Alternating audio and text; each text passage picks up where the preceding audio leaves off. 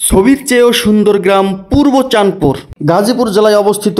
এই গ্রামের প্রাকৃতিক সৌন্দর্য নিয়েই আমাদের আজকের ভিডিও।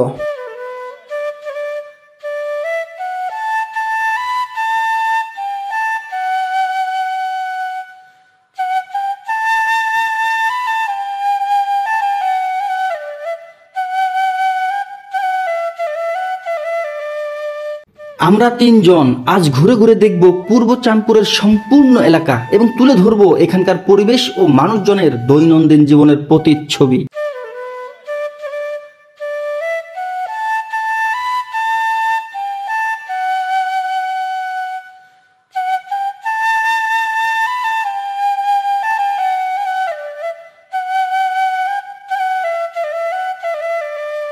গাজীপুরের একমাত্র বড় নদী তুরাগ দ্বারা এই গ্রামের তিন পাশ বেষ্টিত এবং অবশিষ্ট এক পাশে রয়েছে চাঁদপুরের বাকি অংশ। একটি বেড়িবাঁধ দ্বারা পূর্ব চাঁদপুরকে মূল চাঁদপুর থেকে আলাদা করা হয়েছে। মূলত নদীর পানি যেন এখানে প্রবেশ করতে না পারে সেজন্যই এখানে এই বাঁধ নির্মাণ করা হয়েছিল।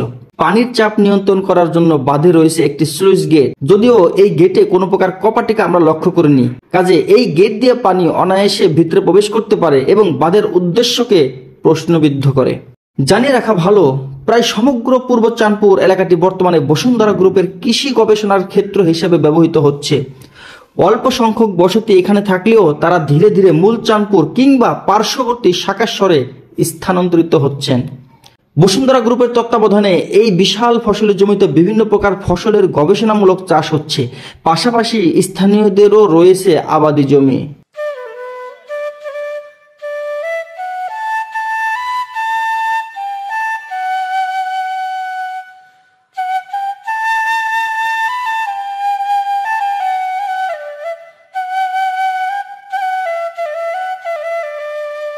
গ্রামের নারী কিংবা পুরুষ কিংবা ছোট ছোট ছেলে মেয়ে সকলেই খুব সকালে এসব জমিতে নেমে পড়ে নিজ নিজ কাজ সম্পন্ন করতে এবং তা চলতে থাকে দুপুর অবধি। মধ্য গগনে যখন সূর্যের উত্তাপ অধিক হয়ে ওঠে তখন প্রতিটি কৃষক ক্লান্ত অবশান্ত হয়ে ওঠেন। তখন তাদের কিছুটা বিশ্রামের প্রয়োজন হয়, কিন্তু ধারে কাছে কোনো বড় গাছপালা কিংবা বসতি না থাকায় তারা বিশ্রাম নিতে পারে না। সেজন্য ক্ষেতের মাঝে মাঝে তারা নির্মাণ করেছেন এরকম বেশ কয়েকটি কুটির, যেগুলোর ছাউনিতে রয়েছে শন অথবা টিন।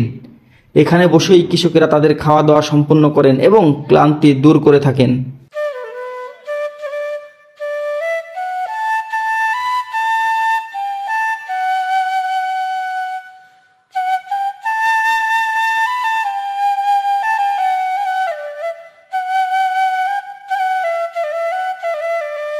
নদী নির্ভর এই গ্রামের মানুষজন যাতায়াত করার জন্য বিভিন্ন সেলু নৌকা ও কোষা নৌকা ব্যবহার করেন। নদীর পাড়ের লোকজনের জীবন ধারণের চিত্র আমাদের মনে করিয়ে দেয় আবহমান বাংলার প্রাচীন ঐতিহ্যকে। নদীর পাড় ঘেঁষে গড়ে ওঠা বসতি এবং গাছপালা সত্যিই খুব চমৎকার ও মনোরম। তুরাগ নদীর পানি দূষিত হওয়ায় এখানে মাছ শিকার করে জীবিকা নির্বাহ করার মতো তেমন একটা সুযোগ নেই, কিন্তু বর্ষাকালে প্রায় সম্পূর্ণ এলাকাটি পানিতে নিমজ্জিত থাকে এবং কেবল তখনই মাছ শিকার করে জীবিকা নির্বাহ করা সম্ভব হয়। আর তখন যাতায়াত করার জন্য নৌযান ছাড়া ভিন্ন কিছু কল্পনাও করা যায় না। আমরা দীর্ঘক্ষণ হাঁটাহাঁটি করার পর কিছুটা ক্লান্তি অনুভব করি এবং তা থেকে রেহাই পেতে চমৎকার এই ছাউনির নিচে অবস্থান করি। শনের তৈরি এই ছাউনির দুই স্তরের মাঝে রয়েছে পলিথিনের একটি স্তর, যা কুটিরের ভিতরকে করেছে ওয়াটার প্রুফ। যারা শন চিনেন না তাদেরকে ভিডিওটির পরবর্তী অংশে তা দেখিয়ে এবং চিনিয়ে দেবো ইনশাআল্লাহ। আমরা এই কুটিরে অবস্থান করছি এবং চারপাশের দৃশ্য ছিল সবুজে ঘেরা এবং তা দেখতে ছিল খুবই চমৎকার।